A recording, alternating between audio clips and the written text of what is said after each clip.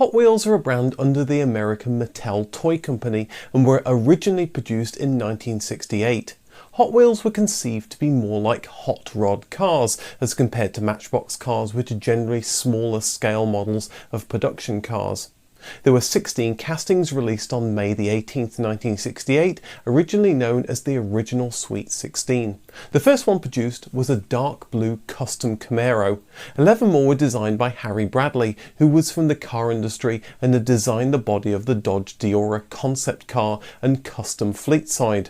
Each had tyres with red pinstripes known as redline wheels. In addition to the cars themselves, Mattel produced racing track.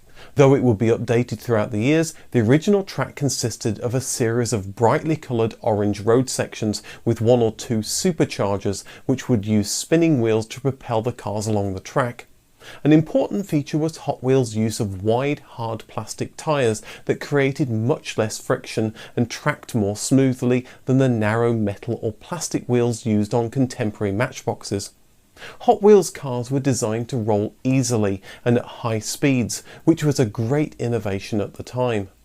Hot Wheels were a big success. The series completely disrupted the whole industry for small die-cast car models from 1968 onwards, forcing the competition at Matchbox and elsewhere to completely rethink their concepts and to scramble to try and recover lost ground. Harry Bradley didn't think the cars would be a success and had quit Mattel to go back to the car industry. When the company asked him back, he recommended a good friend, Ira Guilford.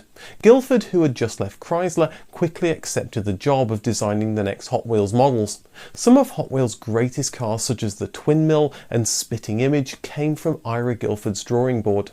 The success was consolidated with the 1969 releases, with which Hot Wheels effectively established itself as the hottest brand of small toy car models in the USA.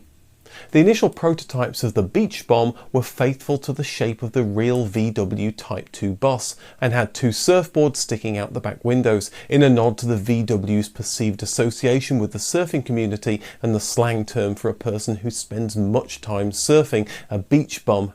During the fledgling Hot Wheels era, Mattel wanted to make sure that each of the cars could be used with any of the playsets and stonk track sets. 1970 brought a new Hot Wheels advertising slogan, "Go with the winner," and 43 new cars appeared. This was also the year that the Sizzlers and Heavyweights lines appeared. Ira Guilford was joined by Larry Wood in designing new cars. His first design would be the Tri-Baby. In 2014 he was still working there designing cars. Mattel introduced the Snake and the Mongoose, a manufactured rivalry between 2 professional drag racers, calling themselves the Snake and the Mongoose for the purposes of publicity. 1970 also introduced the first Silver series, which contained 3 silver-painted models, the Boss Hoss, the Heavy Chevy and the King Cuda, which were only obtainable through a mail-in offer that included a membership to the Hot Wheels Club. These 3 cars featured supercharged engines featuring large Roots blowers without hoods and open exhaust headers, after the style of drag racing cars of the era. Popular among children, these silver cars were considered faster than the rest of the Hot Wheels lineup because they were supposedly heavier than other gravity models, but the accuracy of this claim has never been tested under scientific conditions. On the success of Hot Wheels, Mattel introduced the Sizzlers range in 1970, which included a small motor and tiny rechargeable NiCad battery that gave up to 5 minutes of use. They could run on regular orange track and the line was an immediate hit. 2-lane track sets such as the California 8-race set were developed that allowed Sizzlers to race side by side, until Mattel created the Black Fat track, which is 3 lanes wide with steep bank curves designed to allow Sizzlers to run free. However, 1972 and 1973 were slow years. Only 7 new models were made in 1972. Of the 24 models appearing for 1973, only 3 were new models. Also, the cars changed from Mattel's in-house Spectraflame colours to mostly drab, solid enamel colours, which mainstream Hot Wheels cars still use today. Due to low sales and the fact that the majority of the castings were not reused in later years, the 1972 and 1973 models are known to be very collectible. In 1974, Hot Wheels introduced its Flying Colours line and added flashy decals and tampo printed paint designs, which helped revitalise sales. As with the lower friction wheels in 1968, this innovation was revolutionary in the industry, and although far less effective in terms of sales impact than in 1968, was copied by the competition, who didn't want to be outmaneuvered again by Mattel product strategists. In 1977, the red line wheel was phased out, with the red lines no longer being printed on the wheels. This cut costs, but also reflected that the red line tyres popular on high-speed rated automotive tyres during the era of muscle cars and polyglass tyres were no longer popular. During this period, there was a trend away from wild hot rods and fantastic cars, and a move towards more realistic cars and trucks like competitor Matchbox. Sizzlers 2 was launched in 1976, and night riding Sizzlers the following year that allowed headlights to be turned on or off. Sizzlers were then phased out completely, being replaced by the pullback Scorchers series. In the 1990s, Mattel's trademark on the Sizzlers name had lapsed, and toy company Playing Mantis released a new Sizzlers line of NASCAR stock car models to capitalize on the booming popularity of the sport. In 2011, Sizzlers were re-released as Cars 2 characters. In 1981, Hot Ones wheels were introduced, which had gold-painted hubs and claimed to have thinner axles for greater speeds, along with additional suspension compliance that older production Hot Wheels lacked.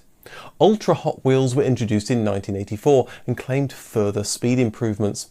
Hot Wheels started offering models based on 1980s era sports and economy cars like the Pontiac Fiero or Dodge Omni 024, in addition to their typical hot rod and muscle car style offerings. In 1983, a new style of wheel called Real Riders was introduced, which featured real rubber tyres. Despite the fact that they were very popular, Real Riders was short-lived because of the high production costs. In the late 1980s, the so-called Blue Card Blister Pack colour scheme was introduced, which would become the basis of Hot Wheels colours still used today. Two other innovations were introduced briefly in Hot Wheels cars in the 1980s. The first, thermal colour change paint, changed the car's colour on exposure to hot or cold temperatures. The second, crack-ups, were vehicles with a panel that on contact would rotate to reveal a reverse side which appeared to be heavily dented. In the 1980s, Hot Wheels had got into a controversy with General Motors' Chevrolet Motor Division. GM delayed the production of their new C4 Corvette, but Mattel got wind of the new car and produced the toy version before the real version was on the road. GM was angered and nearly pulled its licensing with Mattel, but cooler heads prevailed. To test the waters of the new computer games market, Mattel released a computer game version of Hot Wheels for various 8-bit platforms starting in 1984. They've since introduced many different games on home computers, then consoles and smartphones, with Hot Wheels Race Off for Android and iOS in 2017 being the latest. In 1995, the lineup was split into series. First, the Model series that included all of the year's new castings, and was renamed to First Editions the following year. Next was the Treasure Hunt series that consisted initially of 12 cars every year with 1 or 2 released per month. The original production run was 10,000 of each car worldwide. That number has since risen due to the increasing demand and popularity of Hot Wheels as a collector's item. The rest of the series included 4 cars with paint schemes that followed a theme. For example, the Pearl Driver cars all had pearlescent paint. Sales for the series models soared, with another program also introduced that year called the Bonus Cars program, causing stores around the nation to have shortages. Purchasing the 4 car sets and sending in the packaging backs plus a handling fee gave you the opportunity to collect the bonus cars, 1 each released for each quarter of the year starting in 1996 through at least 2000. Mattel brought Tyco toys in 1997. Along with the purchase came old competitor Matchbox. Arguably the 2 most dominant companies in Matchbox-sized cars were now under one roof. In 1998, Mattel celebrated the 30th anniversary of the Hot Wheels brand by replicating various cars and individual packaging from its 30-year history and packaging these replicated vehicles in special 30th anniversary boxes. And in 2003, Hot Wheels celebrated its 35th anniversary with a full-length computer animated film called Hot Wheels Highway 35 World Race. This movie tied into the Highway 35 line of cars and featured 35 classic Hot Wheels cars with special graphics and co-moulded wheels. Hot Wheels were traditionally only bought by children, but in the late 1990s, those 1960s and 70s kids had grown up and continued to collect the cars as adults. Mattel estimates that 41 million children grew up playing with the toys, and children between the age of 5 and 15 have an average of 41 cars. Most believe the collecting craze started with the Treasure Hunt series in 1995, and Mattel has produced cars that appeal to collectors such as the Hot Wheels Classics line. Hot Wheels conventions are regularly held around the United States. Mattel announced that there would be a major motion picture centered around the Hot Wheels brand, but the film went into development hell. With the success of the first Transformers movie in 2007 and the Fast and the Furious franchise, there was renewed interest in 2011, but in 2017 it was still in development. The movie is still being talked about, but whether it ever happens is unknown. In 2004, Hot Wheels unveiled its Hot 100 line, comprising 100 new models. These new models included cartoonish vehicles such as Toon, Blings, Hard-Nose, Cruise and Fatbacks. Fatbacks models include the Toyota Supra and a Corvette C6. These vehicles didn't sell as well as Mattel expected, and many could still be found in stores throughout 2005. Mattel also released 2004 first edition cars with unpainted Zamac bodies, sold through Toys R Us in limited numbers. In 2005, Hot Wheels continued the new Extreme castings for the second year, debuting 40 distorted cars in addition to 20 realistic models. Hot Wheels also unveiled its new Faster Than Ever line of cars, which had special nickel-plated axles, along with bronze-coloured open-hole 5-spoke wheels. These adjustments supposedly reduce friction dramatically. In 2007, Hot Wheels released a series called Modifighters, which is similar to Transformers except for the fact that they were originally cars and were modified into robots. In 2018, for the Hot Wheels 50th anniversary, a Hot Wheels 50th anniversary logo was also placed beside the set's name on the packaging. Since then, Mattel has continued to sell its Hot Wheels line of cars, testing the waters with new ideas like a 3D CGI kids TV series. Mattel hasn't just produced Matchbox-sized cars under Hot Wheels. The Grand Toros line of 1 in 43 scale models was released as early as 1970, but many more have been produced in more recent years. Elite Hot Wheels are 1 in 18, 1 in 43 and 1 in 50, and highly detailed, and the majority of them are based on Ferraris. In 2016, Hot Wheels started a new line of collector's models in a line called Car Culture. Car Culture is Hot Wheels' line of premium 1 in 64 models with metal bodies and bases, two-piece wheels with rubber tyres, and more detailed decorations.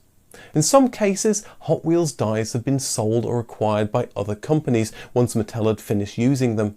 One example were early dies that made their way to Argentina and were reproduced as Mukis, though not with Spectraflame paints or the same quality as seen in Mattel's products. A big thank you to all my patrons for supporting me. To get early advert-free access to new videos or to appear in the credits, please consider supporting me using the Patreon link below from just $1 or 80p a month, and hit that subscribe button to get notified of videos. Thanks for watching and see you in the next video.